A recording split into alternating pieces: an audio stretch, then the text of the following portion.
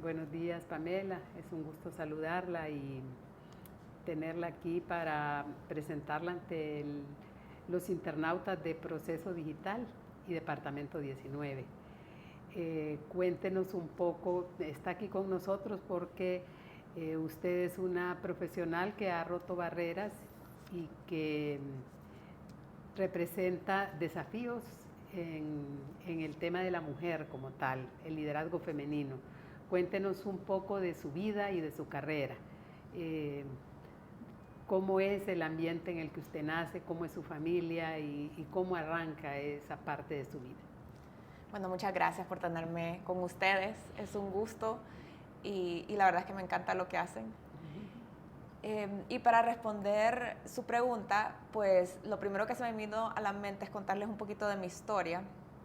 Yo nací en Guatemala, mi papá era guatemalteco y mi mamá es hondureña. Y ellos se conocieron en un hotelito que tenía mi abuelo en el centro de acá de Tegucigalpa. Él vino a hacer negocios, él era emprendedor y conoció a mi mamá. Mi mamá estaba en la recepción del hotel, el Hotel Ismania se llamaba. Y así se conocieron y se casaron y mi mamá se fue a vivir a Guatemala. Lastimosamente eso no duró mucho porque mi papá se murió cuando yo tenía 5 años. Y eso es algo que a mí me marcó muchísimo porque, bueno, primero que todo, yo solo había conocido Guatemala. Guatemala era mi hogar, mi familia del lado de mi papá era la familia que yo más conocía. Y nos tocó desarraigarnos y venirnos acá, a Honduras. Gracias a Dios, pues crecí en Honduras muy feliz y Honduras ha sido mi hogar. Acá está la familia del lado de mi mamá. Y se los menciono porque siento que eso me marcó. Cuando uno ha tenido una situación así de dura, cuando uno es pequeño, eso lo obliga a uno a crecer mucho más, a valerse por sí mismo. Mi mamá fue viuda, nunca se casó de nuevo. Entonces, uno aprende y madura más rápido. También yo me sentía responsable por mi familia, porque yo era la mayor. Entonces, ¿Cuántos hermanos son? somos 3. Y tengo una hermana y un hermano. Y pues de ahí vino mucho de mi deseo de hacer y mucho de, diría yo, madurez precoz porque me tocó. Y me tocó también ayudarle a mi mamá después con mis hermanos a que ellos consiguieran becas. Mi mamá, gracias a Dios, nos pudo sacar a todos a estudiar afuera. Entonces yo le ayudé a mi mamá con todo eso. Estudié en Estados Unidos y allá viví 10 años, que también fue otra etapa clave para mí porque me marcó desde el punto de vista de entender cómo se hacen las cosas en otros lugares. Yo viví en Nueva York y trabajé en empresas muy grandes, UBS, Ernst Young, que son de renombre mundial y donde tienen a los mejores cerebros del mundo. Y aprendí sobre cómo se hacen las cosas en otros países para después poder venir a traerlas acá, pero yo saqué mi maestría en la Universidad de Columbia, allá en Nueva York. Y sacando mi maestría, ahí empecé a sentir el deseo ya de regresar a Honduras. Que la verdad, yo ya me había ido, yo ya era inmigrante, pero decidí regresar a mis 28 años. Y regresé a Honduras porque yo quería apoyar el desarrollo de nuestro país. ¿Cómo miraba Honduras a la distancia? Pues en ese momento con mucho cariño y como un lugar, pues como el lugar de mi niñez, un lugar seguro, un lugar familiar, cálido. Y cuando decide regresar al país, eh, ¿cuál es esa perspectiva de ese choque suyo ya con la realidad del país que encontró 28 años?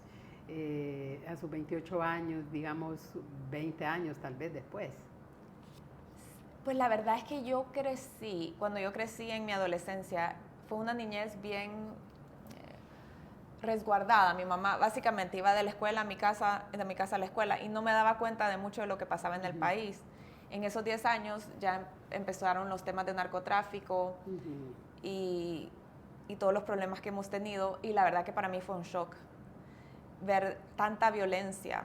A mí de lo que más me molesta es ver la violencia que hay en este país. Ver esas portadas de los periódicos con masacres y crímenes. Para mí, y eso honestamente fue bastante el shock.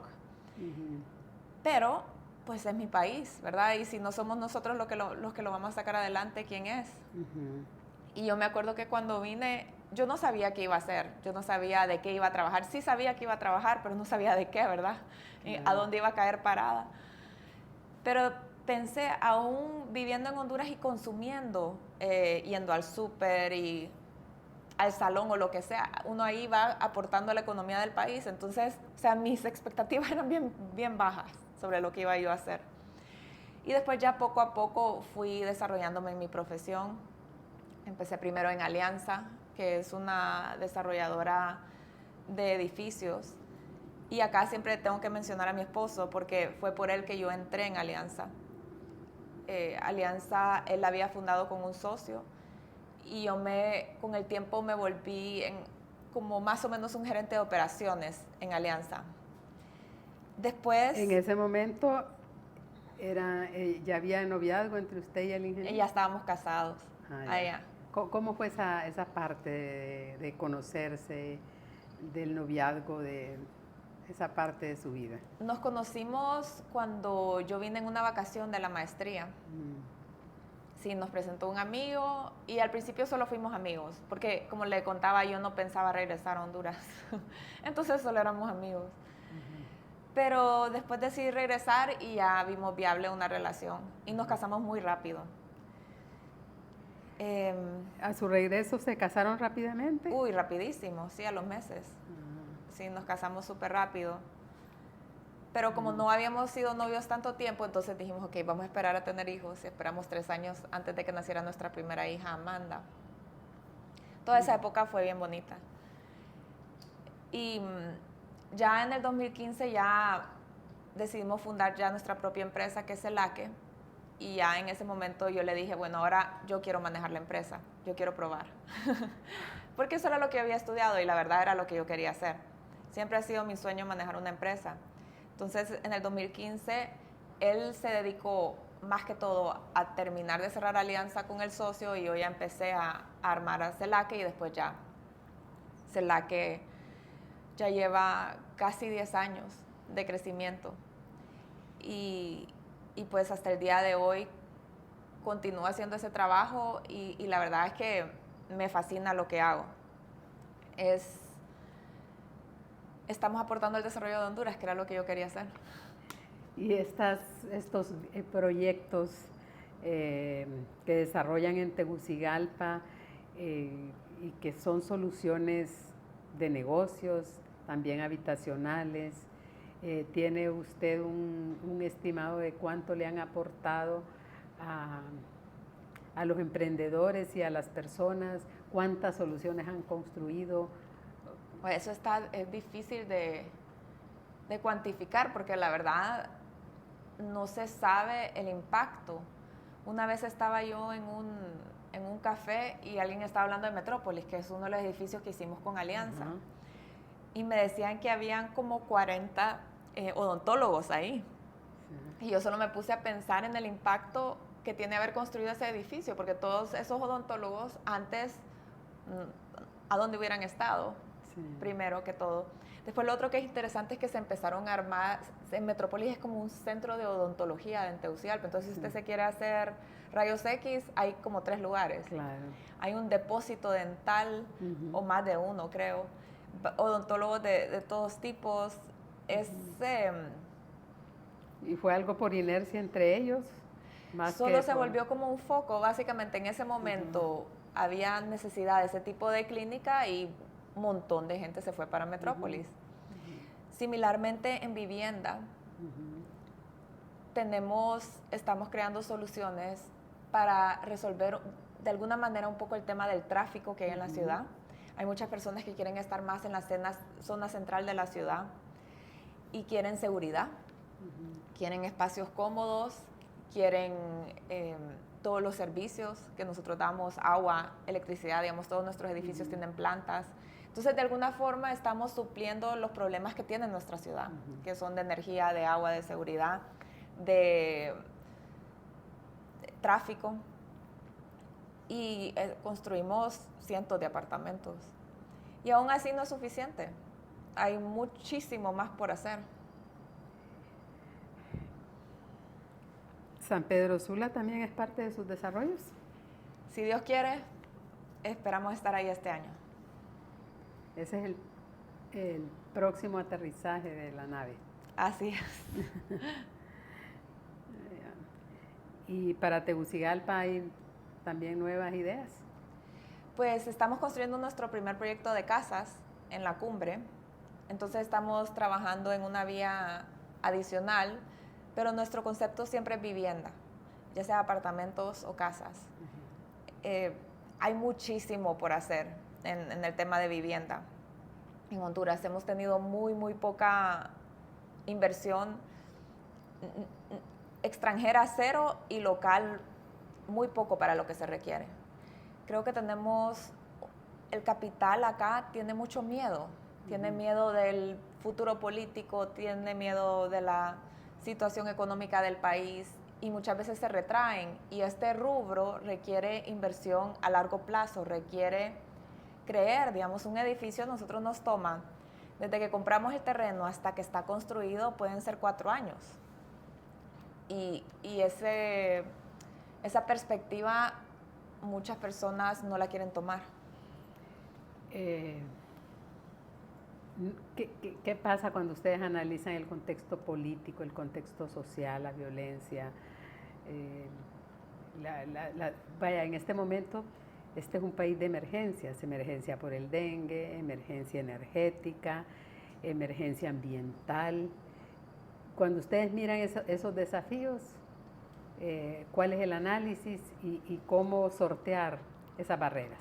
Pues yo creo que como en todo en la vida uno puede ver el vaso medio vacío o el vaso medio lleno. Se puede ver esto como una oportunidad o como un desafío. Y nosotros como lo vemos es como una oportunidad. Siempre, cada vez que hay un problema político o una emergencia, como dice usted, también se requiere una solución. Y nosotros creemos que nuestros productos dan esas soluciones a las personas. Nosotros creemos en Honduras y creemos en los indicadores macroeconómicos subyacentes del país. Honduras está creciendo. Tenemos una población que está creciendo, tenemos una población joven, tenemos una población educada. Esas cosas no cambian, aunque hayamos tenido bruma en estos días, ¿verdad? O aunque tengamos dengue, esas cosas continúan. Creo que se nos olvida porque nos distraemos, pero nosotros pensamos a largo plazo. Y la migración, hay fuga de cerebros, hay fuga de talentos, como dicen, y hay fuga de mano de obra. Tienen dificultades en la construcción misma de los proyectos. Sí, sí. Nosotros lo que intentamos ser es un polo económico precisamente para que estas personas no se tengan que ir. Tenemos personas que nos han dicho que se van para Estados Unidos y les decimos, pues se terminan quedando precisamente por las oportunidades que tienen, porque la mayoría de las personas prefieren estar en su casa. Yo se lo digo porque yo viví 10 años en Estados Unidos, yo sé lo que es vivir así. Y yo me fui, o sea, yo no dependía de nadie, solo de mí. Mi mamá no me pagaba nada porque como le comenté era viuda. Entonces yo sé lo que es valerse por uno mismo en un país afuera y no es fácil. La vida afuera es bien difícil, hay mucha discriminación, uno no está en su hogar, o sea, yo crecí en estas calles, yo ando por estas calles y me las sé todas y tengo recuerdos de cuando tenía 10 años en el bus de la escuela dando vueltas ahí, oyendo música que ponía la 100.1, el chofer. Esas cosas no tienen precio. Entonces mi teoría es que la gente se quiere quedar en su país y nosotros lo que intentamos hacer es un centro donde ese cerebro, ese talento, ya sea a nivel de mano de obra o a nivel profesional de oficina quiera quedarse en su país, con su familia. Y con respecto a la fuga de mano de obra, sí, definitivamente que nos ha afectado y sobre todo porque estamos creciendo bastante. Entonces, entre más crecemos, más mano de obra necesitamos y muchas veces se hace más difícil. Pero ahí también nos ayuda la tecnología. Entonces, estamos buscando ideas de cómo ahorrarnos trabajo que antes hacíamos, de que alguien tenía que cargar material arriba, ya se está haciendo con elevadores, montacargas se llaman, o grúas, para asegurar de que logremos salir con el personal que tenemos. Eso es bueno y es triste a la vez. Es la realidad del mundo también. Esto se ha estado dando desde la época de los luditas, no sé si, con la época de la industrialización. Sucede porque el mundo está cambiando y la presión económica que ejerce Estados Unidos y Europa en el migrante nos obliga a nosotros a volvernos más productivos y eso yo creo que es bueno. Sí. ¿Y sigue usted siendo la gerente general de todo el consorcio? Sí, desde ya voy a cumplir 10 años, todavía me quieren acá. Y en ese ámbito corporativo, ¿cuál es el papel de su esposo? Él está en la junta directiva. Sí. Y él es parte ejecutora también del proyecto. Él trabaja como asesor en los temas legales y constructivos, más que todo porque como él estuvo como diputado, conoce mucho de las leyes. Pero sí, básicamente fue esa decisión que desde el principio se dio. Y yo me he dedicado a la parte, bueno, y la verdad, mi pasión son las organizaciones. Entonces, yo me he dedicado a construir esto como una organización que sea más allá de quiénes son los dueños o quién es el gerente. CELAC para mí es más que un grupo. Son todos. Ajá. Y eso esa es mi visión, porque acá tenemos mucho la idea, y es un poco, creo que viene de nuestro pasado de caciques, ¿verdad? De que quién es el jefe, quién es el que manda, ¿verdad? Y mi idea es crear una empresa estilo estadounidense, un Apple, un Google. Usted no se pone a pensar de que quién es el gerente de Google o quién es el gerente de Samsung. Uno sabe, ¿verdad? Porque va investigando, pero no es como lo vemos acá. Lo importante es la organización.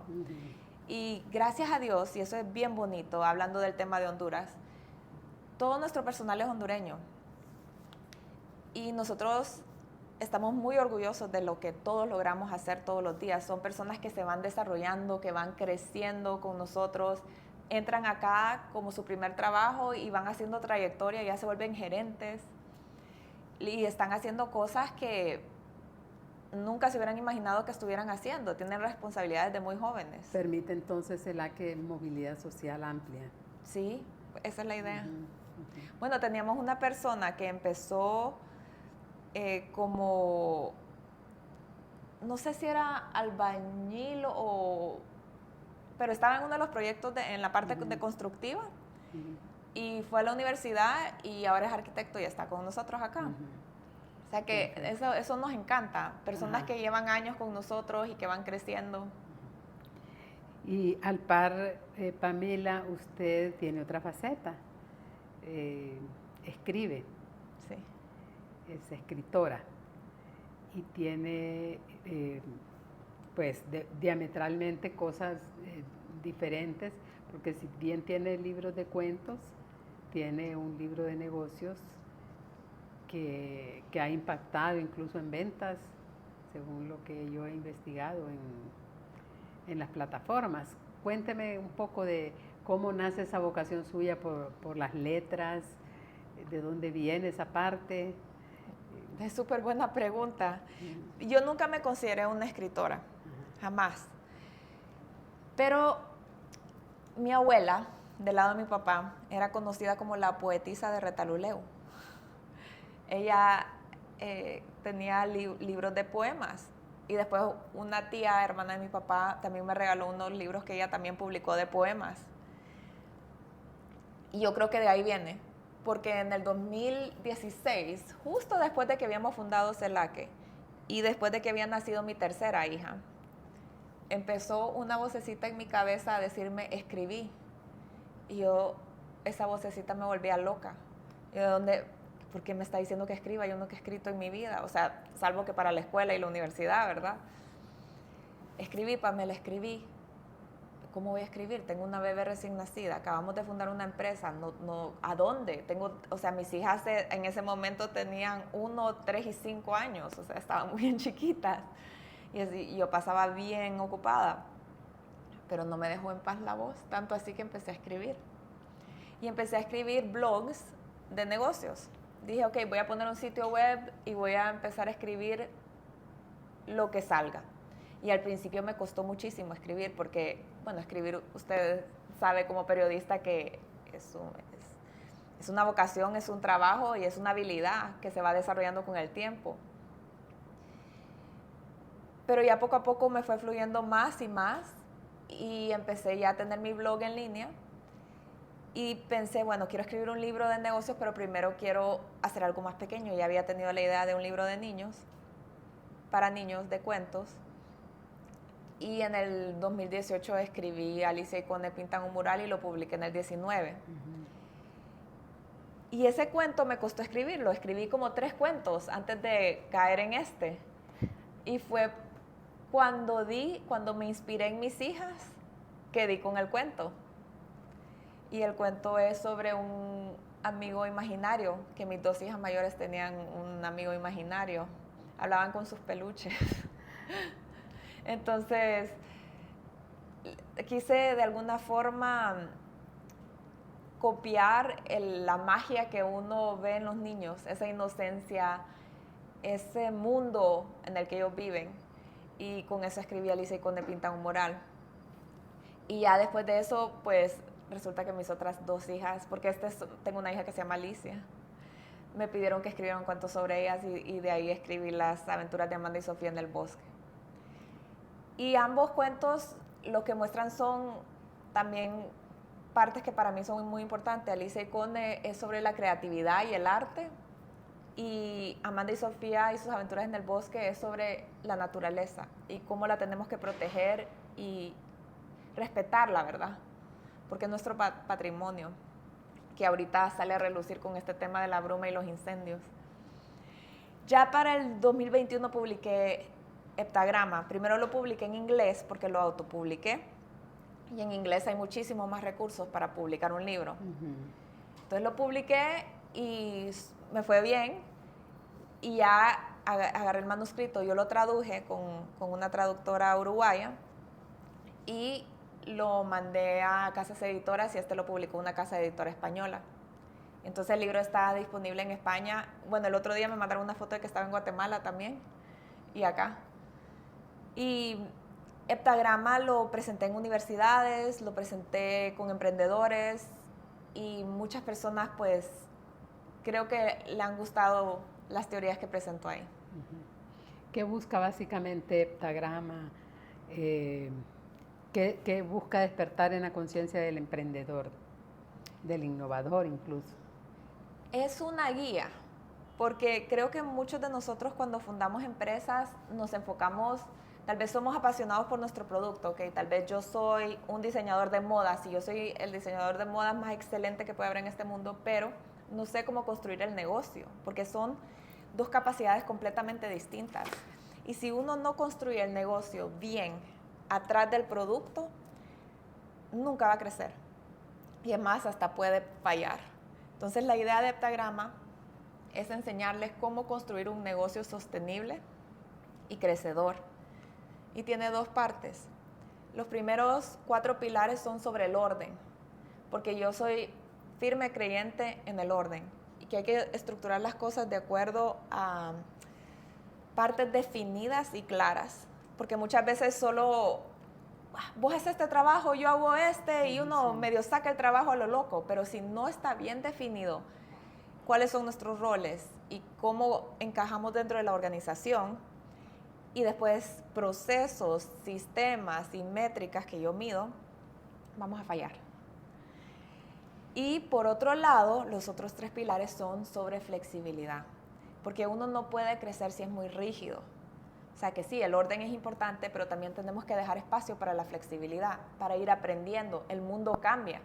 Esta bruma es la primera vez que se da en nuestra historia a este nivel. ¿Cómo nos vamos a adaptar a esto? ¿Qué tenemos que hacer? ¿Cómo vamos a responder a estos problemas? Similarmente en la pandemia tuvimos que adaptarnos, cambiar. Y como dice usted, este es un país de emergencias, siempre hay algo. Entonces tenemos que estarnos adaptando. Tenemos que estar aprendiendo. Entonces, ¿cómo evolucionamos como organización? Y esa es la idea de Heptagrama. Orden y adaptarse. Crecimiento, resiliencia. ¿Cómo mira el futuro usted, tanto empresarial y familiar en su caso y de su entorno? Pues yo estoy optimista. Yo estoy súper feliz con lo que estamos haciendo en CELACE. Para nosotros no vemos nuestro trabajo a partir de factores externos, competencia, gobierno, nada de eso. Nos enfocamos en lo que hacemos. Estamos comprometidos con lo que hacemos, nos gusta lo que hacemos, nos sentimos apasionados por lo que hacemos. Siempre queremos seguir mejorando, o sea, todo el tiempo. Ahorita, por ejemplo, estamos usando inteligencia artificial en todo lo que se nos ocurra. Por ejemplo, inclusive a nivel de planos, a nivel de fachadas, a nivel de seguridad industrial, a nivel de facturación, de todo. Porque nos apasiona estar mejorando, ser mejores, innovar y crear productos excelentes. Entonces a mí me emociona lo que viene. ¿Cómo mira la inteligencia artificial? ¿Como una gran herramienta o como un sustituto? Es una herramienta. Es como toda la nueva tecnología que hemos tenido. A la gente siempre le da miedo, siempre que entra algo nuevo, ¿verdad? Dicen, uy, se van a perder un montón de trabajos. Y ya he visto eso suficientes veces como para entender de que eso no es cierto. Lo que pasa es que nos adaptamos y nos volvemos más productivos y mejores. Y creo que nuestra calidad de vida va mejorando. Digamos, hoy en día todo mundo tiene un celular. Cuando yo estaba creciendo, teléfono, ¿cuántas personas teníamos, verdad? ¿Cuánto porcentaje de la población? No sé, tal vez un 15, 20%, no sé cuánto era. Pero era muy bajo. Hoy cubrimos casi todo el país por la tecnología. Lo mismo va a pasar con la inteligencia artificial, que creo que nos va a permitir ser mejores. Como le comentaba, nosotros estamos usando, ahorita una de las cosas que me emociona es que estamos usando la inteligencia artificial para diseñar mejor nuestros apartamentos. ¿Qué nos viene a dar eso? Primero, creo que le va a dar un mejor producto al cliente. Vamos a eliminar errores tontos para que el cliente tenga una mejor distribución de su apartamento. O sea que es un gane para ellos y un gane para nosotros porque estamos cumpliendo. Lo que sí es bien importante es que no le tenemos que tener miedo a los cambios. Creo que muchos de nosotros, y yo me incluyo, digamos, cuando yo escuchaba inteligencia artificial, yo decía, Dios mío, ¿a qué horas me pongo a investigar de esto? ¿Cómo voy a aprender? Pues bueno, fui a un curso y ahí me enseñaron. Y la verdad es que es súper fácil. Y creo que literal es meterse a ChatGPT y empezar a jugar, como el otro día una tonterita que hice. Fui a un curso y tomé notas y lo quería pasar a Word porque así lo puedo encontrar después. Pues lo escaneé, le pedí a ChatGPT que me lo transcribiera, ya en 2 minutos ya lo tenía transcrito. Lo pasé al Word y ya estuvo. Cosas así que me ahorran tiempo. Sí, creo que lo importante de estas nuevas tecnologías es aprender a usarlas y volverse uno más productivo. Y eso me gustaría ver en todas las empresas de Honduras. Sí. ¿Y qué más puede decirnos de lo que espera de las empresas de Honduras en general, como hondureña? Pues a mí me encantaría ver que sigan evolucionando. una de las cosas que yo trato de hacer en CELACE es que seamos una empresa humana. Entonces, por ejemplo, ahorita quiero implementar un programa de bienestar. Quiero conseguir citas con nutricionistas, estoy buscando hasta tener citas con psicólogas para que las personas puedan tener como acceso a más herramientas para su desarrollo personal. Ujú. O por ejemplo, siempre tenemos capacitaciones para desarrollo personal, porque yo como lo veo es que la empresa es un motor para el desarrollo adulto de la persona. Nosotros nos enfocamos mucho en la niñez, la niñez dentro de la escuela y después dentro de la universidad, los adolescentes y adultos. Y hasta ahí se acaba el desarrollo, pero en realidad el desarrollo humano continúa para siempre. Claro. Y el lugar a donde más estamos después es en nuestro trabajo. Entonces yo lo que estoy tratando de hacer es que CELACE sea un lugar donde la persona se puede continuar desarrollando. Por ejemplo, que mejoremos nuestros hábitos alimenticios, que vayamos al gimnasio, que hagamos ejercicio, que tengamos bienestar, no solo mental, sino que físico. Y entonces eso es lo que yo quisiera para las empresas hondureñas, que se vuelvan más humanas, porque cuando nos preocupamos del individuo, todo lo demás se da por añadidura. Si solo nos enfocamos en los resultados, y es cierto que siento que hasta cierto punto a veces la cultura es que se siente como que se exprime a la persona, ¿verdad? Uh-huh. O las personas se sienten así. Eso no creo que da resultados a largo plazo y no creo que es sano. Gracias, Pamela. De nada. Muchas gracias. Gracias.